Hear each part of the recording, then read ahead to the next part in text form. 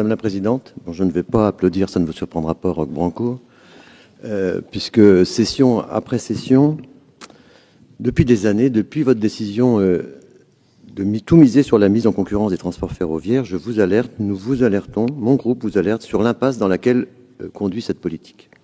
Et ce matin, vous avez déclaré être en guerre contre l'immobilisme. Parfois, j'ai plutôt l'impression que vous êtes en guerre contre les mobilités décarbonées.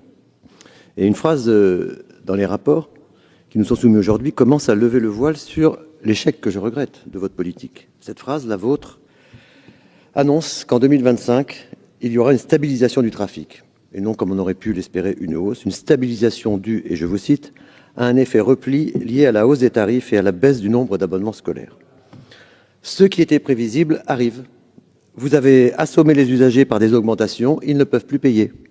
55% pour les transports scolaires, des augmentations répétitives des billets, des abonnements, fin 2024, puis à nouveau dans quelques jours au 1er juillet. Oui, évidemment, pour une part des usagers, c'est trop, et jamais les salariés n'auront payé aussi cher les allers-retours domicile-travail dans notre région. Au point que, sur certains parcours du quotidien, je ne sais pas si vous le savez, les augmentations ont conduit à ce que les plafonds de prise en charge de la part employeur des abonnements domicile-travail soient dépassés. Ce qui veut dire que dorénavant, sur un ensemble de trajets, toute nouvelle augmentation est à la charge exclusive du salarié. C'est mauvais pour le pouvoir d'achat, pour l'emploi, pour les entreprises, pour la décarbonation des mobilités, bien évidemment. Et plutôt que de matraquer les usagers, vous auriez aussi pu utiliser la possibilité d'augmenter le versement mobilité, 0,2 points. Parce que les entreprises ont un intérêt majeur à la mobilité de leurs salariés. Et il est naturel qu'elles y contribuent. Et il ne s'agit pas là d'une idée de la gauche qui taxe encore et encore. C'est une mesure adoptée par les parlementaires macronistes, Horizon et de droite. Et le ministre des Transports qui a porté cette proposition n'est pas socialiste, que je sache. Et là encore, en refusant cette possibilité, vous faites un choix au détriment des Ligériennes et des Ligériens. Madame la Présidente, partout en France, le trafic s'annonce en augmentation, le trafic des TER, mais pas en Pays de la Loire. Nous sommes la seule région, probablement, dans cette situation. Parce que vous avez fait de mauvais choix, ou plus exactement, parce que vous n'avez fait qu'un seul choix depuis des années, celui de la mise en concurrence. Une sorte de Graal qui, dans une vision idéologique, allait tout révolutionner. Au total, à la fin de ce mandat, nous n'aurons rien. Pas de train en plus, pas d'usagers en plus. Et vous nous promettiez, d'ailleurs, il y a quelques années, un choc d'offres et une baisse des tarifs. C'était ça, les vertus de la mise en concurrence. Nous n'avons ni l'un ni l'autre. Alors, Roch-Brancourt va nous dire, comme l'autre consolation, que malgré tout, les recettes vont progresser. Chouette. Moins de passagers, mais plus de recettes. Peut-être, nous verrons, mais cela, ça ne peut pas être le seul critère d'évaluation d'un service public. La vie publique, l'intérêt général, ça ne se pilote pas avec la seule boussole d'un tableur Excel financier. Le réel quotidien des Ligériens et des Ligériennes, cela compte.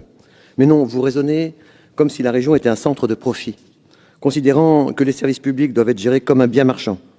Le service public des transports, l'aménagement du territoire, l'égalité devant le droit à la mobilité, c'est pourtant bien plus que cela. Et le pire en réalité, c'est que vous ne faites même pas d'économie, vous gaspillez l'argent public. Il faut redire, je sais que ça dérange, mais redire et redire encore le coût exorbitant qui augmente chaque mois de la mise en concurrence. Plusieurs millions d'euros déjà en procédure, assistance à maîtrise d'ouvrage, indemnisation. Ce deuxième atelier de maintenance à Nantes, que rien ne justifie dans cette configuration. Je vous assure, nous rencontrions ce matin encore les syndicats de la SNCF, tous financés par l'État pour les intercités, sur le même lieu. Gaspillage d'argent public. Seule la mise en concurrence a nécessité ce deuxième atelier de maintenance. Et ces coûts prévisionnels explosent. Aujourd'hui, on en est, selon vos chiffres, à 58 millions d'euros. On va terminer à minima au double du prix initialement prévu. Il y a le système régional de distribution, dont, quoi qu'en dise Roch-Brancourt, l'urgence et la complexité ne sont dues qu'à la mise en concurrence. Au bas mot, 50 millions d'euros. Nous voilà donc au total, après, je corrige Guillaume Garot, qui ce matin parlait de 106 millions d'euros, de 110 millions d'euros, plus encore. Et nous n'en sommes qu'au début du processus. 110 millions pour avoir en définitive choisi comme opérateur du premier lot la SNCF. Tout ça pour ça. Ces 110 millions auraient bien entendu été plus utiles à l'achat de rames. Je rappelle ici que 110 millions, c'est à peu près l'achat d'une dizaine de rames.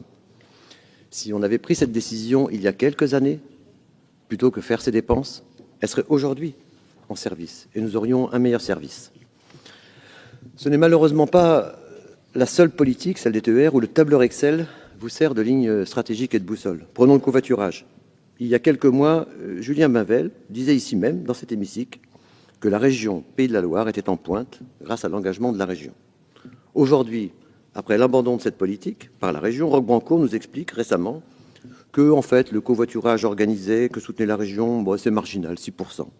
Alors on ne sait plus qui croire. Une chose est certaine, c'est que le covoiturage n'est plus une politique de la région.